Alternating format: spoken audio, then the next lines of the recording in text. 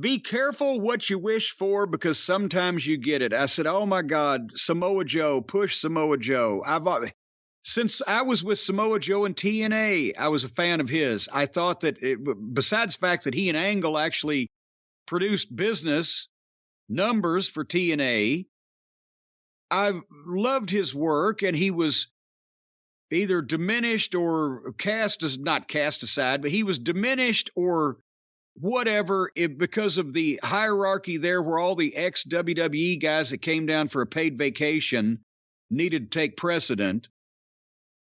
And I always enjoyed his work in Ring of Honor, except I was afraid at one point, remember I said this years ago, that if Ring of Honor had got Joe after the way that Joe had been used most recently, I don't know whether it'd be great because of the booking that they had fucking just, but anyway, I've been screaming for 15 years for somebody to book Samoa Joe on top.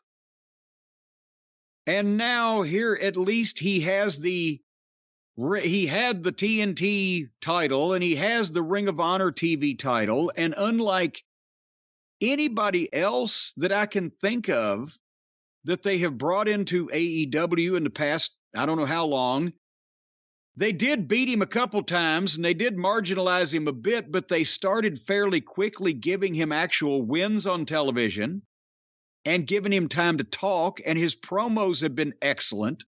The delivery, the voice he has, the inflection, he's not only intelligent, but he's articulate and he comes up with good shit. The king of television, and the way that he speaks as a heel with disdain. Plus, he's more motivated. You can tell. One thing you could tell when Joe was motivated because he moves better and he's himself more in his matches. When he's doing bullshit booking or he's being, misused, you can tell that sometimes he's like, but he's up for this. His work is great because he has that unique style where that big body works for him and he can do all that shit. And he's got the fucking badass demeanor. He's got everything. When in a business that's short of all of those attributes on almost anybody, he's got all of them. But then, as we mentioned, they just started something that would pay dividends if it ran for 3 months, 4 months, 6 months.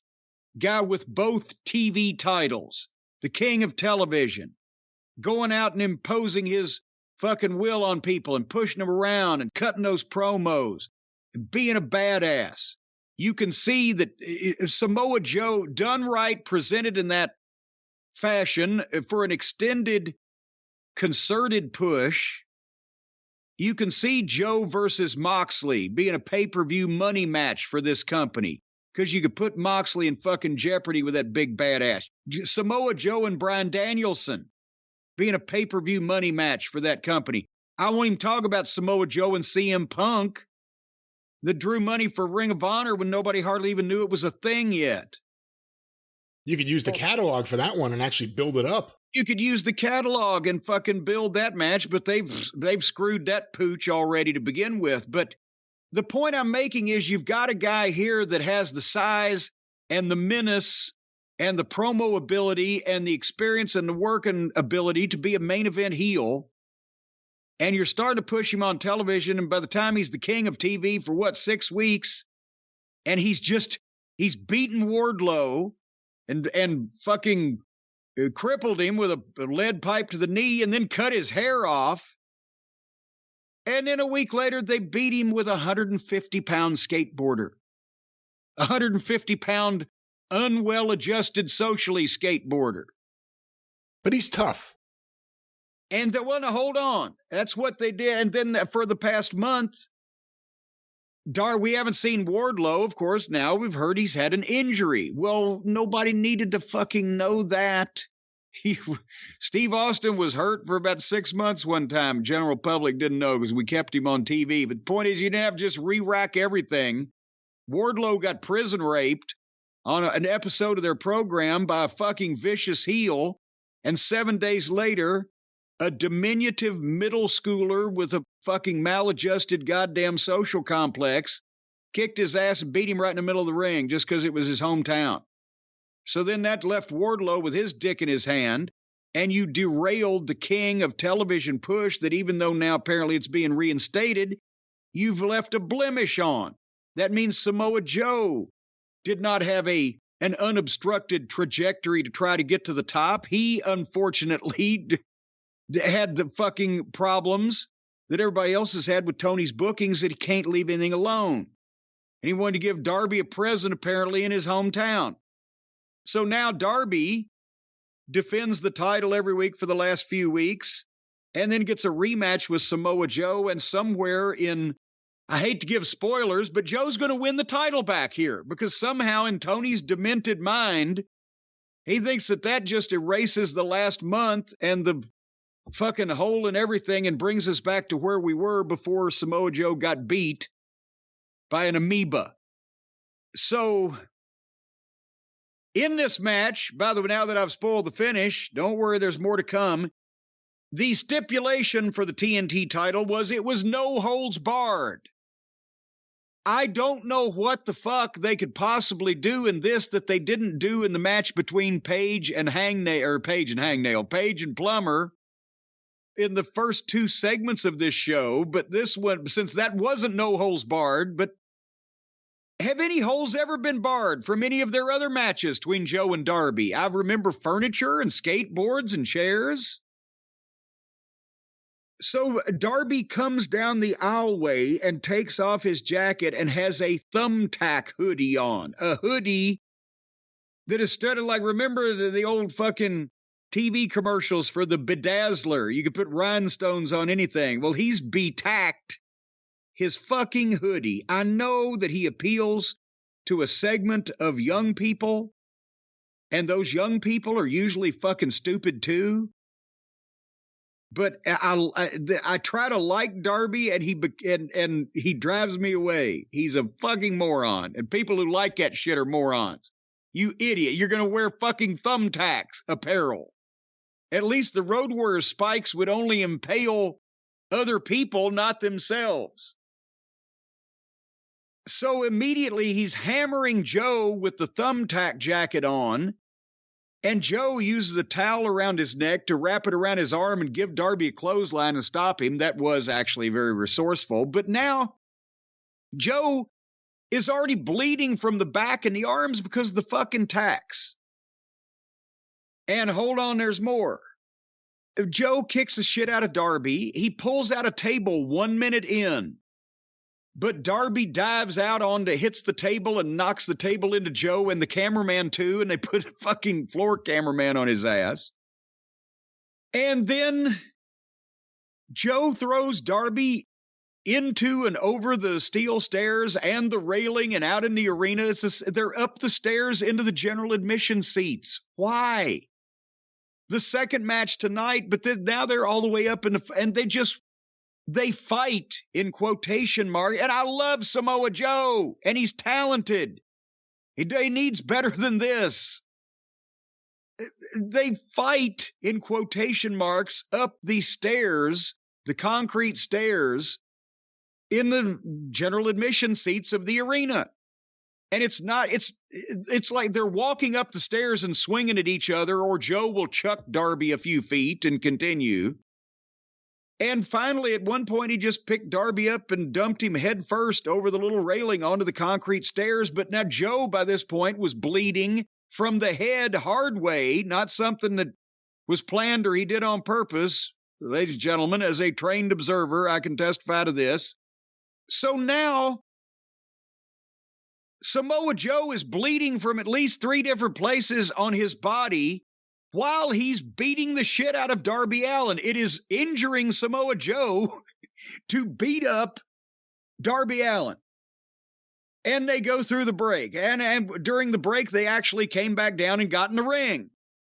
And they come back in the ring, and Joe is still beating the shit out of... And that's why I said, my God, he's done nothing but beat the shit out of this guy, and he's the one bleeding from everywhere. And so Joe gets a sleeper... And then Darby Allin just gets up to his feet. He's 145 fucking pounds, and his 300-something pound Samoan is on his back.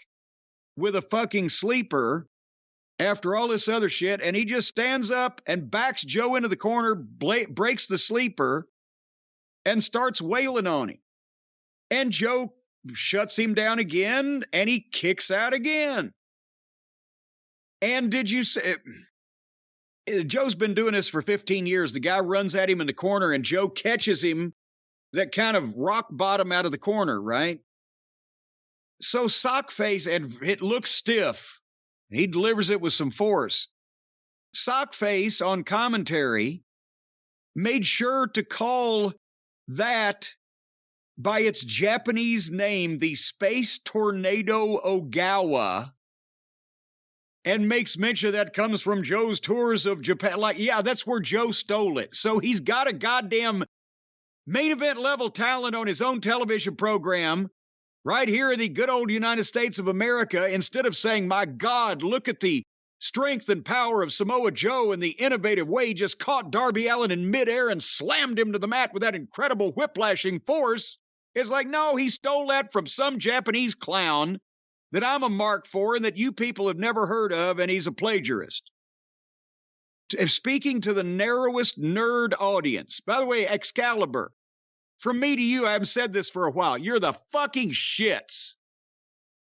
So anyway, then Joe pulls out another table and leans it up on the railing halfway out in the audience. So I was waiting for a teeter-totter spot that would take the front row's teeth out.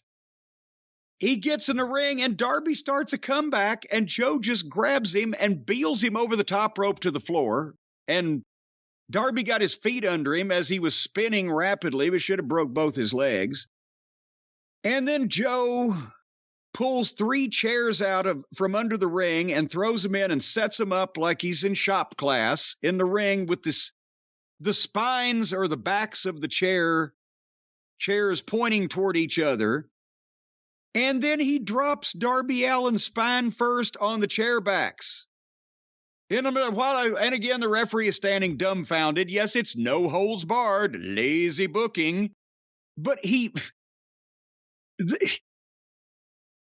Brian, if a wrestling match has been agreed that there's no disqualification, and the referee knows he's not allowed to disqualify anybody, does that mean if one of these guys pulled out from under the ring a shotgun case and pulled a shotgun out and was going to shoot the other guy in the head, that the referee was not allowed to make an effort to take the gun away?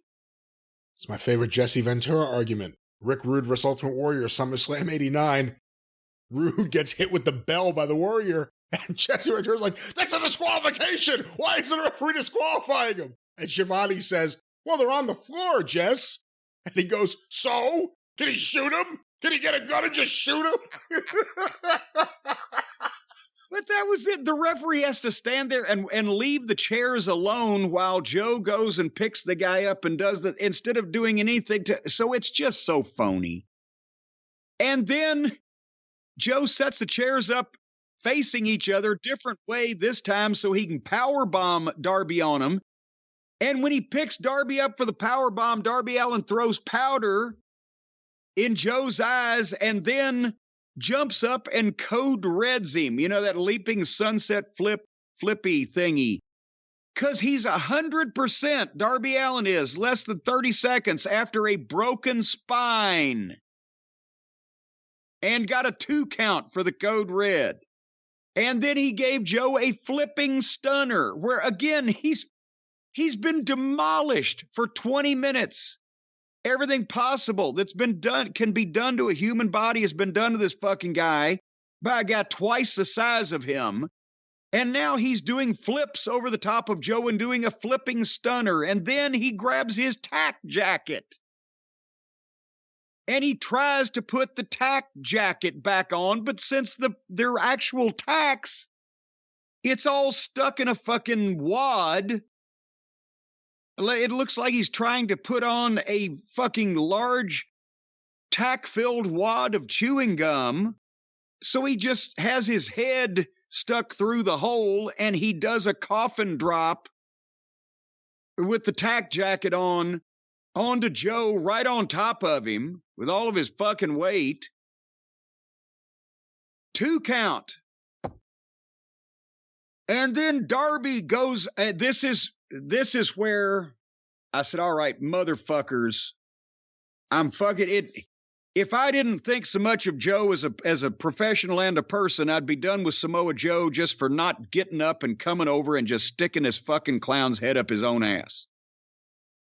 After that, Darby Allin, who's been fucking demolished the whole match and had his back broken and his fucking legs nearly broken and goddamn whatever the fuck. He's so tough.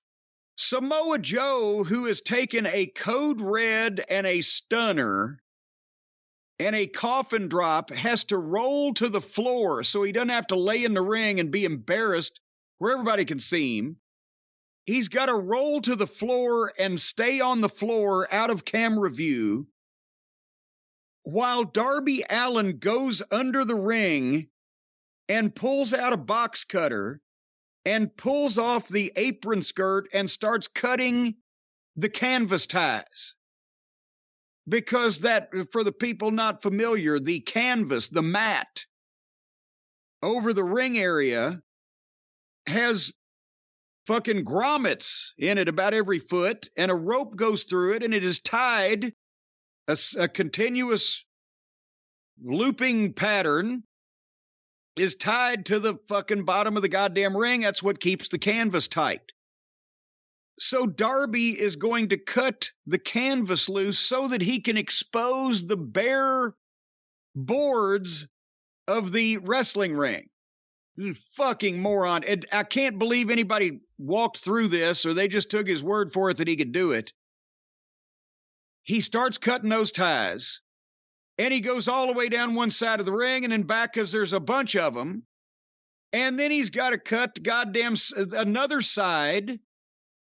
And then he's trying to get the canvas up. And then he's pulling the padding out from under the canvas to expose the boards. Brian, do you know how long by actual timing that this took? I don't know. It felt like it took a very long time. It was a long time that Samoa Joe vanished, and it took forever for Darby to cut all the way around the ring. 1 minute and 40 seconds from the time he started till the time he finished. And where was Joe?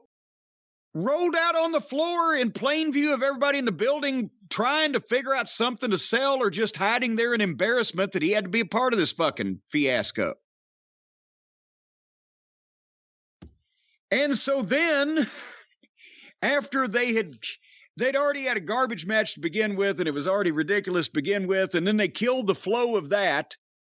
So Darby cut the canvas ties, pulled the pads out, turned the canvas back, and then Joe's out on the floor. Now he can stand up because all of this has been done. As he stands up in front of the table that they had leaned up against the railing earlier in the match, Darby runs and dives out head first through the fucking ropes and hangs his goddamn feet on the top rope. Now, Joe was going to do the spot where Joe walked away anyway. Joe likes to walk away from dives because it is a pop that every other stupid dumb fuck stands there. So it was the spot he was going to walk away anyway, but Darby then fucking went. He didn't go into the table. He went beside the table, broke the table with what looked like his legs, and landed upside down head first on the goddamn floor. And at that point, Stacy had come in, and I said, watch this, because we were already a minute into the fucking zip tie cutting. And I said, watch this, watch this. And I backed it up for her. And she said, what a waste of fucking time that when she saw this guy spent almost 2 minutes doing nothing but destroying the ring, and then gets in and runs across and dives out and lands on his fucking head for his own clumsiness. She said, you see this in armories, not national television. And they can't get out of this mindset that they have to have this garbage and this fucking foolishness. So anyway, The fucking guy lands on his head on the floor. Then Joe throws him in the ring and hits a power bomb on the fucking tack jacket. And then Darby's up again, wailing away at Joe with a fucking chair. And goes to the top. And Joe basically catches him and gives him the muscle buster off the top rope onto the ring boards. 1, 2, 3. So now they've put in people's minds that, well, okay, they've got all that padding. And without it, boy, that really must be hard. But at the same time, this big giant Samoan just dropped this fucking little skateboarder head first on this, and he's going to walk next week. We'll see him again, so it can't be too bad. What the fuck are they doing? Now they've everybody else who takes bumps in a regular ring. Oh, well, they got it easy. There's pads on there. But boy, Darby, if only everybody was a diminutive, microscopic, 145-pound, maladjusted skateboarder. Why, they'd be invincible. And then Wardlow hit the ring and speared Joe and started wailing away on him, and Joe rolled out and fucking ran off. So Joe got juice from the head and the body for a guy half his size that's obviously a fucking moron, and took everything that he could do to fucking beat this guy, and to beat him finally had to modify the ring to be able to put this guy down. So why should I ever buy Joe against Moxley or against Danielson or against Punk or against MJF at some point? That could be an incredible promo battle and the chance for people to say, well, shit, of anybody that MJF's ever faced, this motherfucker's as dirty and dastardly as he is. And the people would be behind Joe. But no, because he can't beat a fucking guy from a playground.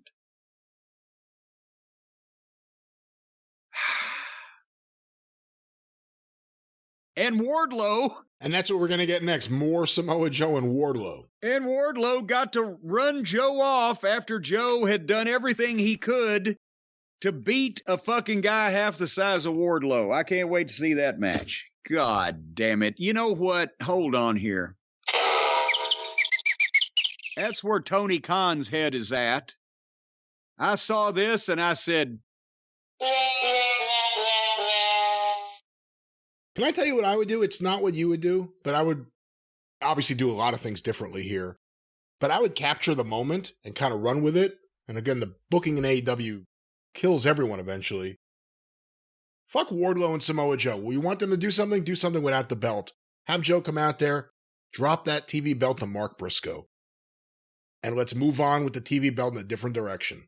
Mark Briscoe, not even mentioned on this show, was the star, obviously, of last week's show.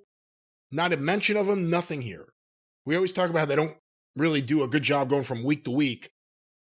That's just a small example, and that's just a small idea, because I am not digging this. No, he was mentioned because several times they did mention the tribute show to JB. He was mentioned, but why wasn't he on the show? Why wasn't he mentioned in a Mark Briscoe is all elite? We have signed this guy. And I agree with your sentiment. I wouldn't put the Ring of Honor TV title on him. I'd make him the Ring of Honor World Champion. And I would do Who it is the ring? That's quicker Claudio. than sooner. Claudio's the ring. I was actually talking about the AEW TV champion, but Claudio's still the world champion, right? Here's what I would do is I would bring Mark in, and as part of a multifaceted push for him, I'd make him the Ring of Honor World Champion. Because who else would, if you're going to make anything out of Ring of Honor, and that's yet to be determined, we've heard talk, then who else could carry the standard and the banner for Ring of Honor than the guy that's most synonymous with it, him and in memory of his brother that were the two guys that were there since day one. And that would at least give Mark something to hang his hat on, and also establish that he's going to be a single and he's not going to be working in other people's shadows anymore. But that might require too much fucking effort.